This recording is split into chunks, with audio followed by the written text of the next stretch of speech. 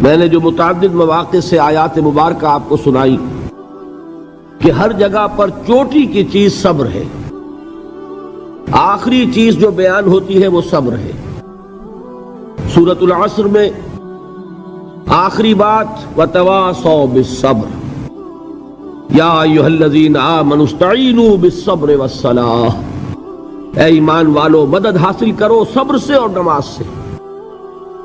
ان اللہ مع الصابرین، اللہ تعالیٰ صبر کرنے والوں کے ساتھ ہے۔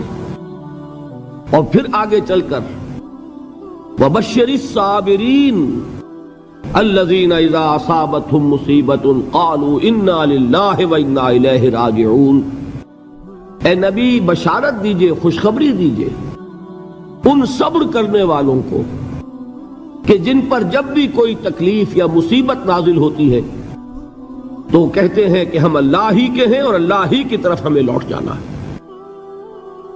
صبر کا مفہوم ہے اپنے آپ کو تھامنا، روکنا، برداشت کرنا، تحمل کرنا، اور جو بھی اپنا ایک طے شدہ مقصد ہے کسی بھی مخالفت سے بددل ہوئے بغیر، کسی بھی تکلیف یا مصیبت سے ہراساں ہوئے بغیر اس کی طرف پیش قدمی کیے چلے جانا۔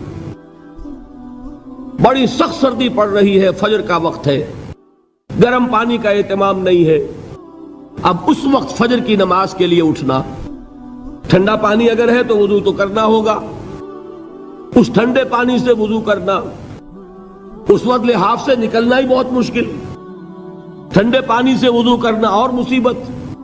یہ جب تک انسان میں صبر کا مادہ نہ ہوگا ممکن ہی نہیں۔ اس کو کہیں گے صبر علی الطاعہ، اطاعت پر صبر کرنا۔ ناگواری محسوس ہو رہی ہے لیکن اس ناگواری کو برداشت کرتے ہوئے انسان اللہ کے حکم کے اوپر جمع رہے، اللہ کے حکم پر عمل کرے۔ یہ کیا ہے؟ یہ صبر ہے۔ اگر یہ صبر نہیں ہے تو ظاہر بات ہے کہ انسان اللہ کے اس حکم پر عمل نہیں کر سکے گا۔ صبر کا مادہ نہیں ہوگا تو آپ کام نہیں کر سکیں گے۔ اور اسی کا ایک دوسرا رخ ہے، جب آپ دعوت حق کے لیے کھڑے ہوں گے پہلا قدم کیا آتا ہے؟ استہزاء، تمسخر، مذاق اڑانا، جس کی میں مثال اب دینا چاہتا ہوں محمد الرسول اللہ صلی اللہ علیہ وسلم کی شخصیت سے۔ دیکھیے ہم کیا اور ہماری بساط کیا، ہم کیا مبلغ ہوں گے، کیا داعی ہوں گے، ہمارے اپنے دامن پر داغ ہوتے ہیں، لیکن یہ کہ محمد الرسول اللہ کے دامن پر کوئی داغ تھا؟ ان کو تو سارے مکے والے الصادق الامین کہتے تھے، نہایت محبوب شخصیت تھے، ان کے لیے تو جا صادق جا الامین یہ الفاظ سننے میں آتے تھے، آنکھوں کا تارا۔ لیکن جب آپ نے دعوت اب شروع کی، اب قرآن مجید میں دیکھیے کسی نے کہا مجنون ہو گئے، دماغ خراب ہو گیا، پاگل ہو گئے، اجی شاعر ہیں، کچھ شعر جوڑ لیتے ہیں ہم پر دھوس جماتے ہیں۔ کسی نے کہا ساحر ہیں، کچھ جادو سیکھ لیا ہے، یہاں تک کہ ایسے بدبخت بھی پیدا ہوئے، قرآن میں ہے ساحر کذاب، سحر کرنے والا جادوگر نہایت جھوٹا۔ یہ الفاظ کہے جا رہے ہیں کس کی شان میں؟ محمد الرسول اللہ صلی اللہ علیہ وسلم۔ قرآن میں نقل کیا گیا یا ایھا الذی نزل علیہ الذکر انک لمجنون۔ کبھی آپ نے اس کا ترجمہ سوچا؟ ہے وہ شخص، دیکھیے تصور کیجئے حضور جا رہے ہیں، تشریف لے جا رہے ہیں، کسی دعوت میں ہے، تبلیغ میں، یا ویسے ہی تشریف لے جا رہے ہیں، اور کوئی ایک جمگھٹا ہے لوگوں کا، ادھر سے فقرہ آتا ہے، تیر کی طرح لگتا ہے دل میں جا کر محمد کے صلی اللہ علیہ وسلم۔ اے وہ شخص جس کا یہ خیال ہے کہ اس پر کوئی ذکر نازل ہو رہا ہے، ہمارے خیال میں تو تمہارا دماغ خراب ہو گیا ہے۔ یا ایھا الذی نزل علیہ الذکر انک لمجنون، کہا کہ نہیں کہا؟ اور یہ نہ سمجھیے کہ حضور صلی اللہ علیہ وسلم کے قلب مبارک کو تکلیف نہیں ہوتی تھی۔ میں قرآن سے ثابت کروں گا، میں کہیں کوئی کہانیاں بیان نہیں کرنا چاہتا۔ قرآن نے کہا ہے وَلَقَدْ نَعْلَمُ انک یضیق صدرک بما یقولون، اے نبی ہمیں خوب معلوم ہے صلی اللہ علیہ وسلم کہ جو کچھ یہ لوگ کہہ رہے ہیں اس سے آپ کا سینہ بھجتا ہے، یہ جو گھٹن ہوتی ہے، صدمہ ہوتا ہے۔ انک یضیق صدرک بما یقولون، ہمیں خوب معلوم ہے کہ جو کچھ یہ باتیں آپ کو سننی پڑ رہی ہیں، یہ کڑوی کسیلی باتیں، یہ جو فقرے چست ہو رہے ہیں، استہزاء ہو رہا ہے، تمسخر ہو رہا ہے۔ سورہ حجر میں ہے، ایک جگہ کھڑے ہوئے لوگ قرآن کا مذاق اڑا رہے ہیں، بھائی فلاں آیت تم لے جانا، فلاں آیت میری ہوگی، اس کے ٹکڑے کر رہے ہیں، اس کے ٹکڑے حصے بکھرے کر کے قیمہ بنا کر ان آیات کا تمسخر اڑا رہے ہیں۔ ایک جگہ قرآن مجیدی میں مذکور ہے کہ فرشتوں کا مذاق اڑ رہا ہے، بھائی یہ دیکھو محمد نے کہا ہے صلی اللہ علیہ وسلم کہ جہنم پر تو کل 19 فرشتے ہیں، علیہا 19 قرآن میں آیت نازل ہوئی۔ ایک پہلوان کہتا بھائی 10 کو تو میں سنبھال لوں گا، باقی 9 کا تم انتظار کر لو۔ یہ باتیں آ رہی ہیں حضور کے کانوں میں، کلام الہی کے ساتھ کیا سلوک ہو رہا ہے، مجھ پر کیا فقرے چست کیے جا رہے ہیں، مجھ پر جس طریقے سے استہزاء اور تمسخر کا رویہ اختیار کیا گیا ہے، دل بھج رہا ہے، دل میں صدمہ ہے۔ دیکھیے سورہ نون ہے، اور میرے نزدیک یہ دوسری وحی ہے جو حضور پر نازل ہوئی ہے، اس کی ابتدائی آیات، نون والقلم وما یسطرون ما انت بنعمت ربک بمجنون وان لک لاجرا غیر ممنون وانک لعلی خلق عظیم فستبصر ویبصرون بأیکم المفتون ان ربک هو یعلم بمن ضل عن سبیلہ وهو اعلم بالمہتدین۔ نون، قسم ہے قلم کی اور جو کچھ یہ لکھتے ہیں۔ اے نبی آپ اپنے رب کی نعمت سے مجنون نہیں ہیں۔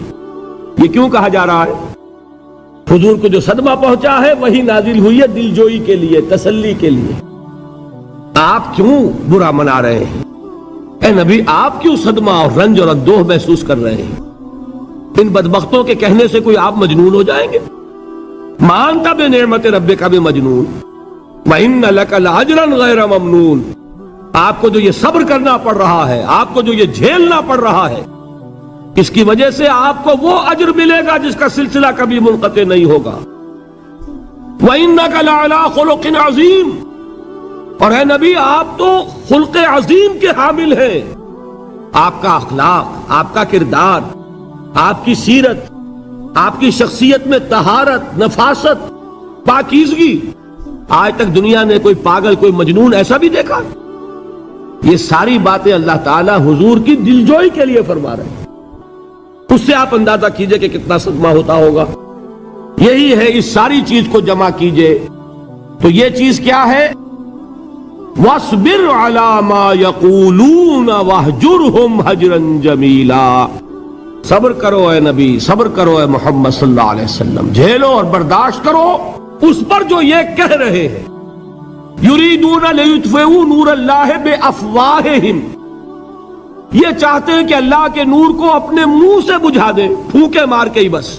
نور خدا ہے کفر کی حرکت پہ خندہ زن، پھونکوں سے یہ چراغ بجھایا نہ جائے گا۔ یریدون لیطفئوا نور اللہ بافواہہم واللہ متم نورہ ولو کرہ الکافرون، یہ چاہتے ہیں کہ اپنے منہ کی پھونکوں سے اللہ کے نور کو بجھا دیں، حالانکہ اللہ تعالیٰ تو اپنے نور کا اتمام فرما کر رہے گا، خواہ ان کافروں کو کتنا ہی ناگوار ہو۔ اس کی ترجمانی ہے نور خدا ہے کفر کی حرکت پہ خندہ زن، پھونکوں سے یہ چراغ بجھایا نہ جائے گا۔ یہی وجہ دیکھیے مکی صورتوں میں خود نبی اکرم صلی اللہ علیہ وسلم کو اتنے مختلف پیرایوں میں صبر کا حکم دیا گیا۔ کچھ مثالیں میں دے چکا ہوں، وَلِرَبِّكَ فَاصْبِرْ، اسی طریقے سے وَاصْبِرْ كَمَا صَبَرَ أُولُو الْعَزْمِ مِنَ الرُّسُلِ، اے نبی صبر کیجئے جیسے کہ صبر کیا ہمارے اولو العزم رسولوں نے۔ وَاصْبِرْ وَمَا صَبْرُكَ إِلَّا بِاللَّهِ، اے نبی صبر کیجئے اور آپ کا صبر تو اللہ ہی کے سہارے ہے۔ وَاصْبِرْ لِحُکْمِ رَبِّكَ، یہ سورہ نون جس کی ابتدائی آیات میں نے آپ کو سنائی، نون والقلم وما یسطرون ما انت بنعمت ربک بمجنون، اس کا اختتام کیا ہوتا ہے؟ وَاصْبِرْ لِحُکْمِ رَبِّكَ وَلَا تَكُنْ كَصَاحِبِ الْحُوتِ اِذْ نَادَىٰ وَهُوَ مَكْظُومٌ، اے نبی صبر کیجئے اپنے رب کے فیصلے کا، انتظار کیجئے اور اس مچھلی والے کے مانند نہ ہو جائیے۔ مچھلی والا کون؟ حضرت یونس علیہ السلام۔ مچھلی والے نے اپنے دینی حمیت اور غیرت جو تھی اس کی وجہ سے اللہ کے حکم کا انتظار نہیں کیا، اپنی قوم کو چھوڑ کر چل دیے۔ نبی کا، رسول کا یہ معاملہ ہوتا ہے، جیسے کہ آپ کو معلوم ہے کوئی افسر ہے کسی حکومت کا، وہ اپنی پلیس آف ڈیوٹی کو نہیں چھوڑ سکتا، he must stick to his place of duty. بڑے افسرز کے لیے تو یہ بہت بہت اہم بات ہے۔ تو اے رسول، جہاں آپ کو ہم نے تعینات کیا ہے آپ وہاں سے ہل نہیں سکتے کہ ذرا مخالفت ہوئی، لوگوں نے فقرے چست کیے اور آپ کہیں اور چل دیے، دفع ہوئیے، یہ بات نہیں سننا چاہتے، میں کسی اور کو سناؤں گا، ہو سکتا ہے نا؟ ہم تو کرتے ہیں نا یہ، اس لیے کہ ہمیں تو اللہ نے کہیں تعینات تو نہیں کیا نا۔ اگر ایک جگہ کے لوگ بات نہیں سنتے، چلو بھائی ہم کہیں اور جائیں گے، وہاں بات سنائیں گے۔ لیکن رسول کا معاملہ ہوتا ہے جو اس کی پلیس آف اپوائنٹمنٹ ہے، he cannot leave his place without the express permission of Allah subhanahu wa ta'ala۔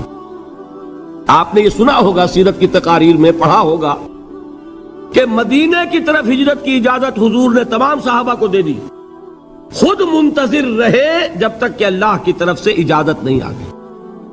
حضرت ابوبکر پوچھتے رہتے تھے حضور اجازت آ گئی کہ نہیں؟ نہیں ابھی نہیں آئی۔ حضور اذن آ گیا؟ نہیں آیا، ابھی نہیں آیا۔ حبشہ کی طرف سب کو بھیج دیا، اجازت دے دی جو جانا چاہے چلا جائے۔ حضور کی صاحبزادی جو حضرت عثمان کے نکاح میں تھی وہ بھی ہجرت کر رہی ہے، لیکن حضور تو نہیں گئے۔ رسول نہیں چھوڑ سکتا اپنی جگہ کو، یہاں تک کہ تمام تقریباً صحابہ چلے گئے، حضور رہ گئے، حضرت ابوبکر رہ گئے، حضرت علی رہ گئے، اور حضرت ابوبکر پوچھ رہے ہیں بار بار اجازت آئی یا نہیں؟ نہیں ابھی نہیں آئی۔ حضرت عائشہ نے واقعہ بیان کیا کہ ایک روز اچانک دوپہر کے وقت ہم نے دیکھا کہ حضور نے اپنے پورے جسم کو ڈھانپا ہوا ہے، چہرے کو بھی کپڑے میں ڈھانکا ہوا ہے اور تشریف لا رہے ہیں۔ یہ اس میں تعجب کی بات یہ کہ عرب میں آج بھی آپ کو معلوم ہے کہ یہ چیز جو ہے ان کی روایات کے خلاف ہے کہ دوپہر کے وقت کوئی کسی سے ملنے جائے۔ یہ وقت جو ہے قیلولے کا ہے، آرام کا ہے۔ تو این ٹھیک دوپہر کے وقت تشریف لائے حضور، آپ نے آ کے حضرت ابوبکر سے فرمایا کہ اجازت آ گئی ہے۔ حضرت ابوبکر نے بہت خوش ہو کر ایک بات کہی، حضور میں نے 2 اونٹنیاں تیار کی ہوئی ہیں۔ یعنی اب آپ وہ تو سوچتے تھے نا شاباش ملے گی کہ میں نے تیاری کی ہوئی ہے، میں نے 2 اونٹنیوں کو خوب کھلا پلا کے فربا کیا ہوا ہے، بڑی توانا ہے تاکہ ہم تیزی کے ساتھ سفر کر سکیں۔ حضور نے توقف کیا، فرمایا ہاں ٹھیک ہے، 1 اونٹنی میں استعمال کروں گا لیکن میں اس کی قیمت ادا کروں گا۔ حضرت ابوبکر کی آنکھوں میں آنسو آ گئے، روتے ہوئے کہا حضور مجھ سے یہ مغایرت، کیا یہ جان اور مال کسی اور کے لیے ہے؟ آپ مجھ سے بھی کہہ رہے ہیں میری اونٹنی جو ہے وہ بھی بلا معاوضہ آپ قبول نہیں فرما رہے۔ یہ ہے محمد الرسول اللہ کی غیرت اور حمیت کا معاملہ۔ اب دیکھیے ایک بات عجیب ہے، یہ ربط اپنے ذہن میں رکھیے، اللہ تو صبر کی تلقین کر رہا ہے اپنے رسول کو، اور رسول یہی تلقین کر رہے ہیں اپنے صحابہ کو، صبر کرو، جھیلو، برداشت کرو، ہاتھ مت اٹھانا، کوئی جوابی کارروائی نہیں ہوگی، بلکہ اپنے اوپر جھیلو جو کچھ جھیلنا ہے، ڈٹے رہو، پیچھے مت ہٹنا، یہ صبر ہے، لیکن ہاتھ اٹھانے کی اجازت نہیں۔ چنانچہ اب ذرا چشم تصور سے دیکھیے، ابو جہل اس نے جو بدترین روش اختیار کی، وہ ایک خاندان تھا حضرت یاسر، ان کی اہلیہ حضرت سمیہ اور ان کے فرزند حضرت عمار رضی اللہ تعالی عنہم۔ یہ غلام نہیں تھے، حضرت سمیہ تو کنیز تھیں لیکن یاسر غلام نہیں تھے۔ ان کی کہانی یہ ہے، واقعہ یہ ہے کہ یہ بہت نیک آدمی تھے یاسر، یمن کے باشندے، انہیں کو خواب میں بشارت ہوئی کہ نبی کا ظہور ہونے والا ہے مکے میں، جاؤ شاید ان کے قدموں تک پہنچ جاؤ۔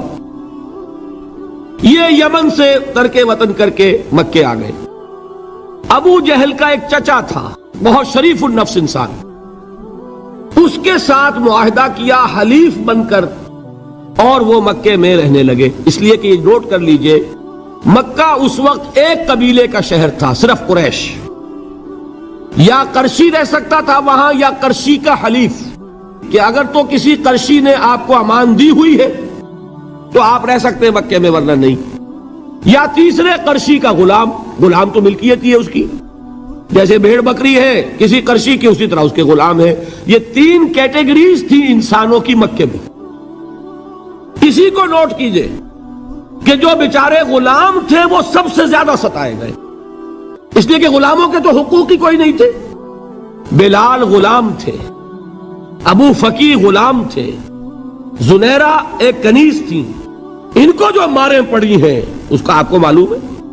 حضرت بلال کے ساتھ جو کچھ امیہ ابن خلف نے کیا، کہ جس طریقے سے کہ حیوانوں کی لاشیں جو ہے کھینچ کر گھسیٹ کر لے جائی جاتی ہیں، ان کی گردن میں رسی ڈال کر گھسیٹتے، اسی طریقے سے حضرت بلال کے گردن میں رسی ڈال کر ٹھیک دوپہر کے وقت مکے کی سنگلاخ گلیوں کے اندر گھسیٹا جاتا تھا۔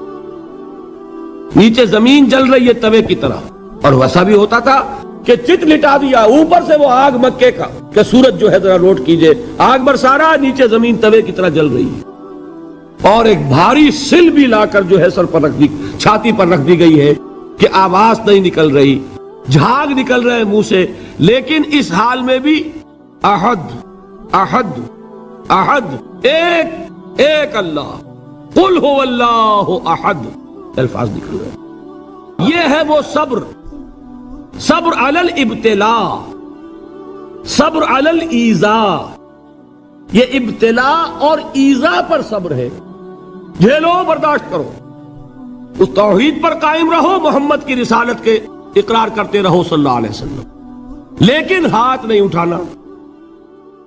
اب میں آپ کو بتا رہا تھا یہ تو غلام تھے، یہ جو تھے یاسر یہ حلیف تھے، غلام تو نہیں تھے نا۔ البتہ وہ ابو جہل کے چچا کی کنیز تھی یہ سمیہ، انہوں نے اجازت لے کر ان سے نکاح کر لیا، یہ تو کنیز رہیں گی۔ بیٹا جو ہوا وہ بھی ایک طرح سے جب کنیز زیادہ ہے تو غلام ہو گیا، عمار ابن یاسر۔ وہ جو شخص تھا بہت شریف النفس ابو جہل کا چچا، وہ مر گیا، اب ابو جہل جو ہے اس خاندان کا سربراہ ہے، لہذا یہ تینوں جو افراد ہیں وہ اس کے رحم و کرم پر ہیں۔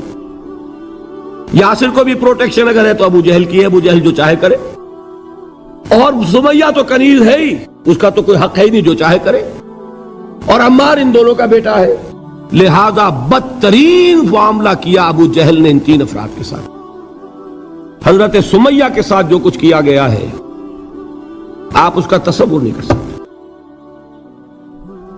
بالآخر جو شہید کیا ہے حضرت سمیہ کو، ایذائیں دے دے کے، سسکا سسکا کے، ان کے جسم کے نازک حصوں کو جلا کے، داغ دے کر، کہتا کیا تھا، ایک دفعہ کہہ دو کہ میرا جو یہ بت ہے یہ بھی الہ ہے، مان لو میں چھوڑ دوں گا۔ تنگ آ گیا، کسی طریقے سے ایک دفعہ کہہ دو پھر میں چھوڑ دوں گا۔ لیکن یہ میاں بیوی حضرت یاسر اور حضرت سمیہ رضی اللہ تعالی عنہما، یہ ہے ثبات، یہ ہے صبر، یہ ہے استقلال، ایک مرتبہ بھی کہنے کے لیے تیار نہیں ہوئے، جو چاہو کر لو، اب ہم تو اس سے پیچھے نہیں ہٹیں گے۔ تنگ آ کر اس نے حضرت سمیہ کی تو شرمگاہ میں برچھا مارا ہے اور شہید کیا۔ حضرت یاسر کے بارے میں ایک روایت یہ ہے، ستا ستا کے، تنگ کر کر کے، آخر کار جو ختم کیا، انہیں شہید کیا کس طرح، 4 سانڈ اونٹ جوان، ان سے رسے باندھے، ایک رسے سے ایک بازو باندھا، دوسرے سے دوسرا بازو باندھا، تیسرے سے ایک ٹانگ باندھی، چوتھے سے دوسری ٹانگ باندھی، اور چاروں کو دوڑایا ہے کہ جسم کے پرخچے ہو گئے۔ اس وقت سامنے سے حضور گزرتے تھے جبکہ آل یاسر کے ساتھ یہ معاملہ ہو رہا ہے، کیا فرماتے تھے، اسبروا یا آل یاسر فإن موعدکم الجنہ، اے یاسر کے گھر والوں صبر کرو، جھیلو، اس لیے کہ تمہارے وعدے کی جگہ جنت ہے۔ اللہ تعالیٰ ادھر آنکھ بند ہوگی ادھر جنت میں تمہارا داخلہ ہو جائے گا۔ یہ ہے تواصوا بالصبر والعصر ان الانسان لفی خسر۔ یہ تواصوا بالصبر پر کون عمل کر رہا ہے؟ محمد الرسول اللہ صلی اللہ علیہ وسلم۔ دے تو بھی محمد کی صداقت کی گواہی۔ یہ صداقت کی گواہی دیتے ہوئے انہوں نے اپنی جانیں دے دی۔ 4 سے لے کر 12 تک 8 برس اس کو کہتے ہیں پرسیکیوشن، فزیکل پرسیکیوشن، تشدد، مار پیٹ، جلانا، دہتے ہوئے انگاروں پر لٹانا، فاقے رکھنا، بھوکے رکھنا، ان کو ڈال دی گئی زنجیریں، گھروں میں بند کر دیا گیا نوجوانوں کو۔ حضرت عثمان کو چچا نے ان کے ایک چٹائی کے اندر لپیٹا اور دھونی دے دی، دم گھٹ رہا ہے، جان نکل رہی ہے۔ حضرت مصعب بن عمیر رضی اللہ تعالی عنہ، وہ نوجوان 200 درہم کا جوڑا ان کا سل کر آتا تھا شام سے تیار ہو کر، لباس معطر ہوتا تھا، جدھر سے نکل گیا پوری گلی جو ہے وہ معطر ہو گئی، انگلیاں اٹھ رہی ہیں، وہ جا رہا ہے مصعب، یہ خوشبو اس کی ہے۔ اس مصعب کے ساتھ کیا سلوک کیا؟ باپ تو مر چکا تھا، ماں نے پالا تھا، دولت بہت چھوڑ کر گیا تھا باپ، لہذا ماں نے بڑے ناز و نام میں پالا، بڑے لاڈ پیار میں، 200 درہم کا جوڑا تیار ہو رہا ہے۔ لیکن یہ کہ آپ کو معلوم ہے عرب کے اس معاشرے میں عورت کی کوئی حیثیت نہیں تھی، ماں کا اختیار نہیں تھا، چچا تھا اب سربراہ خاندان کا۔ چچا نے کہا مصعب اگر تم نے اپنے باپ کا دین چھوڑ دیا ہے تو باپ کی دولت پر بھی تمہارا کوئی حق نہیں ہے، نکل جاؤ گھر سے۔ اس نے یہ سوچا تھا کہ مصعب کے ہوش ٹھکانے آ جائیں گے، دن میں تارے نظر آ جائیں گے، ناز و نام میں پلا ہوا گھر سے نکل کے جائے گا کہاں، یہ سارا نشہ جو ہے توحید کا یہ حیران ہو جائے گا۔ حضرت مصعب کا جواب بالکل برعکس تھا، اچھا ٹھیک ہے چچا جان میں گھر چھوڑتا ہوں۔ وہی بات جو کبھی کہی تھی ابراہیم نے، باپ نے کیا کہا تھا؟ واجرنی ملیہ، جاؤ چلے جاؤ، دفع ہو جاؤ میری نگاہوں سے۔ حضرت ابراہیم نے کیا جواب دیا تھا؟ سلام علیک ساستغفر لک ربی انہ کان بی حفیہ۔ اچھا ابا جان آپ کا حکم یہی ہے تو میں چلتا ہوں، آپ پر سلامتی ہو، میرا رب مجھ پر بڑا مہربان ہے، میں اس سے آپ کے لیے استغفار کروں گا۔ چل دیے۔ یہی جو ہے حضرت ابراہیمی کی نسل ہے نا قریش۔ آج ابراہیم کے ایک بیٹے کے ساتھ وہی معاملہ ہو رہا ہے، مصعب کے ساتھ، اور مصعب چلنے کے لیے تیار ہو گئے۔ چچا نے سوچا، میں سمجھتا تھا کہ ہوش ٹھکانے آ جائیں گے، یہ تو تیار ہو گیا نکلنے کے لیے۔ غصے میں آ کے اگلی بات کہی، یہ کپڑے جو پہنے ہوئے تم نے یہ بھی اسی مشرک باپ کی کمائی کے ہیں، اتارو ان کو۔ وہی کپڑے اتارے، مادر زاد برہنہ گھر سے نکالے گئے۔ ماں کے پاس پہنچے، ماں نے آنکھوں پر ہاتھ رکھے، مصعب کیا ہوا؟ ماں سے کہتے ہیں کہ ماں میں موحد ہو گیا، اور وہاں سے گئے پھر حضور کی خدمت میں، کپڑے کہیں سے مانگے ہوں گے۔ یہ مصعب ہیں 200 درہم کا جوڑا پہننے والے۔ جب حضور پر مدینے کے 12 افراد ایمان لائے تھے، بیعت عقبہ اولیٰ ہوئی، انہوں نے کہا کہ حضور ہمیں کوئی شخص اپنا ایسا شاگرد دیجئے جو ہمیں قرآن پڑھا سکے۔ حضور نے حکم دیا مصعب جاؤ، اب مدینے جاؤ، یثرب جاؤ، یثرب والوں کو قرآن پڑھاؤ، انہیں تبلیغ کرو۔ مصعب گئے ہیں وہاں، 1 سال کی کمائی 75 افراد لا کر حضور کے جھولی میں اگلے سال ڈال دیے کہ حضور یہ میری 1 سال کی کمائی ہے، 72 مرد 3 عورتیں۔ بہرحال وہ مصعب بن عمیر ہے جو غزوہ احد میں شہید ہوئے، اور جب شہید ہوئے تو ان کے جسم پر صرف ایک چادر تھی۔ یہی چیزیں ہیں اصل میں کہ جو ہمارے دلوں کو منور کرنے والی ہیں نور ایمان سے۔ وہ علم بردار تھے غزوہ احد میں، جھنڈا مسلمانوں کا ان کے پاس تھا۔ ایک ہاتھ پر ایک شانے پر وار پڑا، ہاتھ کٹ گیا، دوسرے سے تھاما، دوسرے پہ کٹ گیا، اب دونوں حصوں کے بچے ہوئے ٹکڑوں سے جھنڈے کو تھاما، گرنے نہیں دیا، یہاں تک کہ شہید ہو گئے۔ گرے ہیں تو جھنڈا گرا ہے۔ شکل میں حضور سے بہت مشابہ تھے، خبر اڑ گئی کہ محمد شہید ہو گئے صلی اللہ علیہ وسلم۔ یہ مصعب بن عمیر کا واقعہ ہے۔ جب ان کو اب دفن کرنے کا وقت آیا، اور شہید کے لیے کفن جو ہے اس کا وہی لباس ہوتا ہے جو شہادت کے وقت ہو، حضور کے سامنے ایک پرابلم پیش کیا گیا۔ حضور مصعب کے جسم پر تو ایک چادر تھی، اور وہ چادر بھی اتنی چھوٹی ہے، یعنی 2 گز کی چادر بھی نہیں ہے، اس سے اگر سر ڈھانپتے ہیں مصحف کا تو پیر کھل جاتے ہیں، پیر ڈھانپتے ہیں تو سر کھلتا ہے، کیا کریں؟ حضور نے فرمایا سر ڈھانپ دو چادر سے اور پیروں پر گھاس ڈال دو۔ یہ آخری لباس ہے جو محمد کے اس دیوانے کو اس دنیا سے رخصت ہوتے ہوئے ملا ہے، جس کا 200 درہم کا جوڑا چلتا تھا۔ یہ ہے صبر۔ برداشت کیا کہ نہیں کیا؟ یہ خباب بن الارت پیشے کے لحاظ سے لوہار تھے۔ سوچئے ایک زندہ انسان کو دہتے ہوئے انگاروں پر لٹایا جا رہا ہے، ان انگاروں سے کھال جلی، کمر کی چربی پگھلی، اس پگھلنے والی چربی سے وہ انگارے ٹھنڈے پڑے۔ یہ سب کچھ جھیل رہا ایک شخص۔ سوچنے والوں نے سوچا نہیں ہوگا کیا جرم تھا ان کا، تو بڑا شریف آدمی ہے، بہت اچھا کاریگر ہے، وقت پر کام دیتا ہے، مناسب اجرت لیتا ہے، یہ کیا ہوا؟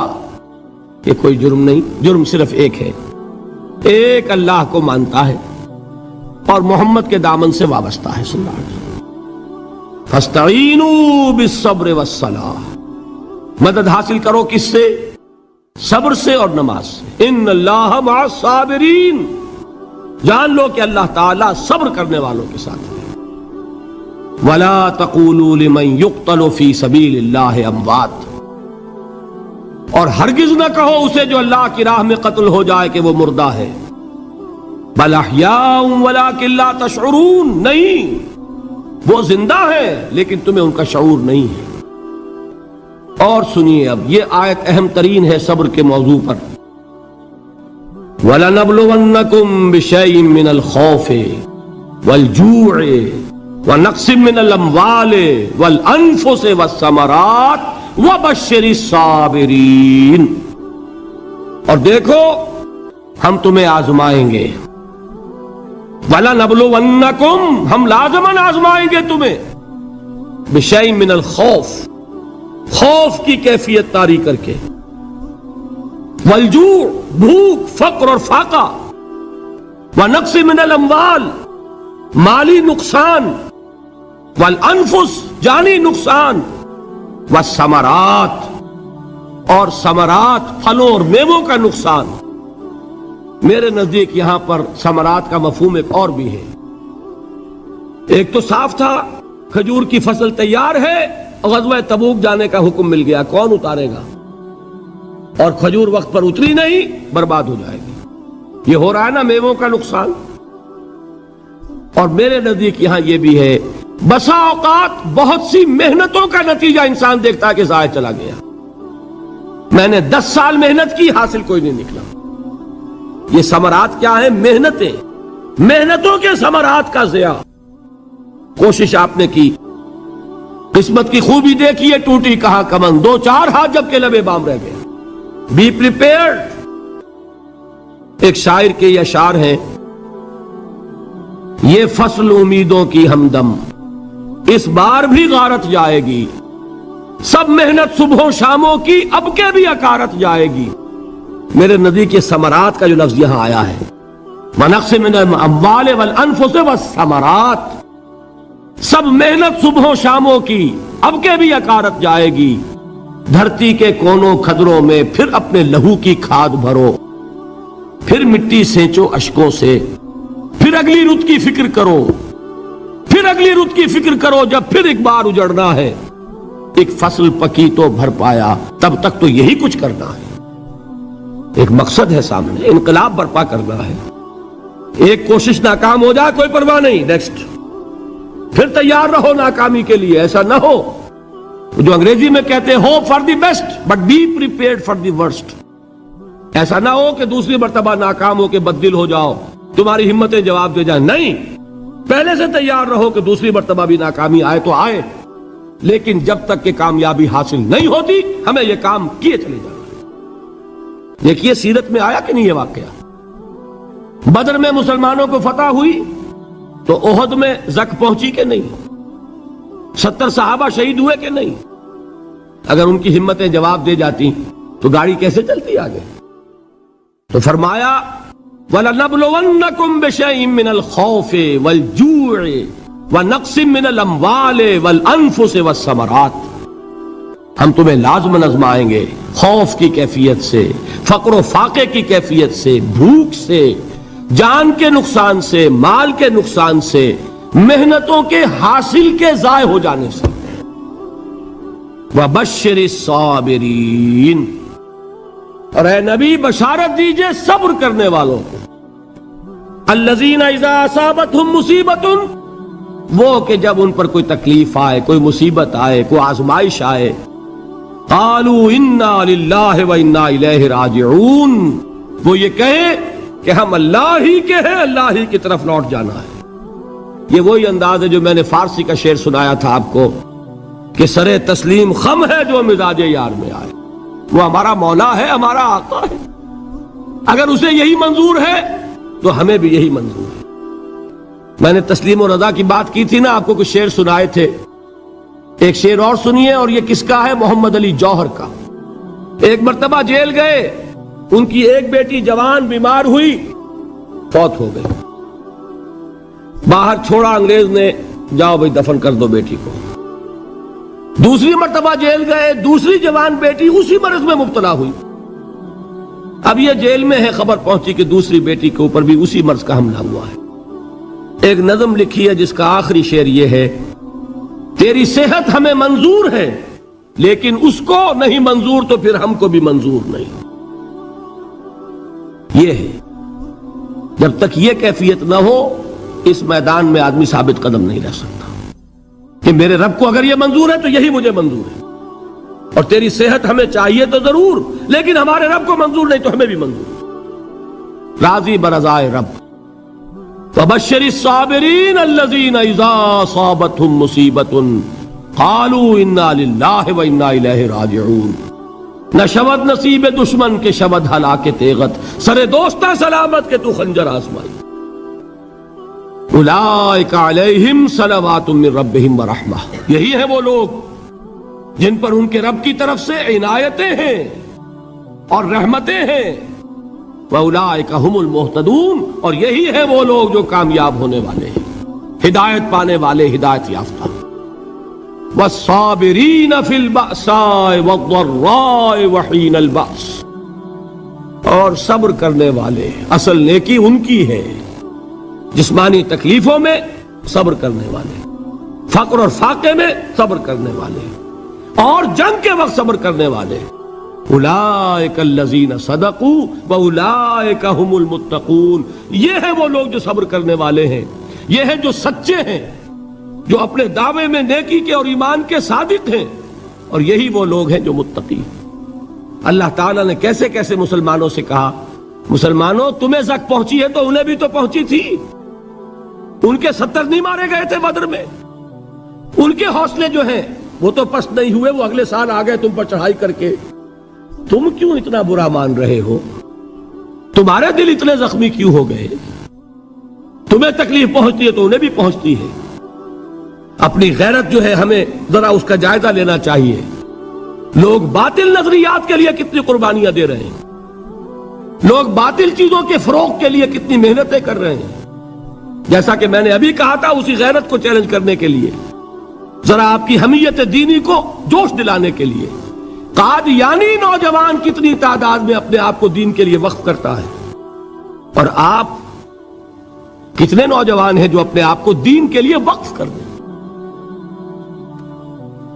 اور ہوں وہ کھاتے پیتے گھرانوں کے لوگ۔ یہ نہیں ہے کہ اگر کوئی اور کام نہیں کر سکتا تو پھر یہ ہے کہ وہ دین کے کام میں لگ جائے۔ باصلاحیت لوگ، کھاتے پیتے لوگ، ذہنی استعداد رکھنے والے لوگ، اونچے گھرانوں کے لوگ، وہ وقف کریں اپنے آپ کو دین کے لیے۔ اس کے بغیر کیسے باہر آ جائے گی، کیسے رونق آ جائے گی؟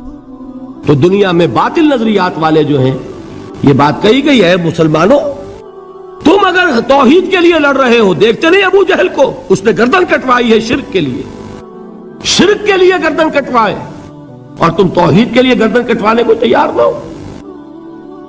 اس نے گردن کٹوائی کہ نہیں کٹوائی؟ اور کس طرح کٹوائی ہے؟ کیونکہ بڑا متکبر قسم کا، فرعون قسم کا شخص تھا، جب گردن کاٹنے لگے تو کہتا ہے ذرا نیچے سے کاٹنا، تاکہ جب تم نیزے کے اوپر چڑھاؤ میرے سر کو تو اونچا نظر آئے، معلوم ہو سردار کا سر ہے۔ وہ بدبخت مرتے ہوئے بھی جو اس کی کیفیت تھی نا، اس کو ذہن میں رکھیے۔ تو یہ اس لوگوں نے قربانیاں دی، جانیں دی، تو فرمایا اگر تم ان سے زیادہ قربانی نہیں دو گے، جو نوٹ کر لیجئے اس کو، مجرد اگر حق کو غالب کرنا اللہ کے ذمے ہو تو آنے واحد میں غالب کر دے گا، تمہیں تکلیف ہی دینے کی ضرورت نہیں۔ سمجھ رہے؟ کیا اللہ کے مقابلے میں کوئی باطل کی طاقت ٹھہر سکتی ہے؟ یہ تمہارے ایمان کا امتحان ہے، یہ تمہارے خلوص کی آزمائش ہے، یہ تمہارے امتحان کا ثبوت درکار ہے کہ اللہ تعالیٰ دیکھنا چاہتا ہے تم اس کے لیے اپنی جانیں قربان کرنے کو تیار ہو کہ نہیں، تم اس کے لیے تن من دھن لگانے کو تیار ہو کہ نہیں۔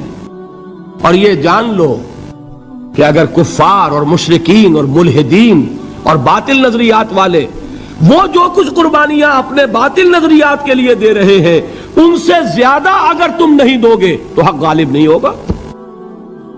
انہوں نے جو صبر کیا ہے اپنے باطل نظریات پر، اگر تم اس سے زیادہ صبر کا ثبوت نہیں دو گے اپنے اس حق پر تو حق غالب نہیں ہوگا۔ اس لیے فرمایا یا ایھا الذین آمنوا اصبروا وصابروا، نہ صرف یہ کہ صبر کرو بلکہ صبر میں اپنے دشمنوں سے آگے نکلو، ان کے صبر سے بڑھ کر صبر کرو۔ ورابطوا، مرابطہ کہتے ہیں چوکس رہنا، ہوشیار، پہرا دو، ایسا نہ ہو کہ دشمن جو ہے غفلت میں تمہارے اوپر کوئی حملہ جو ہے کر بیٹھے۔ واتقوا اللہ، اور اللہ کا تقوی اختیار کرو، لعلکم تفلحون، تاکہ تم فلاح پاؤ۔ یہ ہے حضرات تواصوا بالصبر۔ میں نے عرض کیا تھا ہر جگہ پر آپ کو چوٹی کی بات صبر ملے گا۔ آیت الکرسی، آیت البر جو میں نے آپ کو سنائی آخر میں، والصابرین فی الباساء والضراء وحین الباس، حامیم السجدہ، وما یلقاها الا الذین صبروا وما یلقاها الا ذو حظ عظیم۔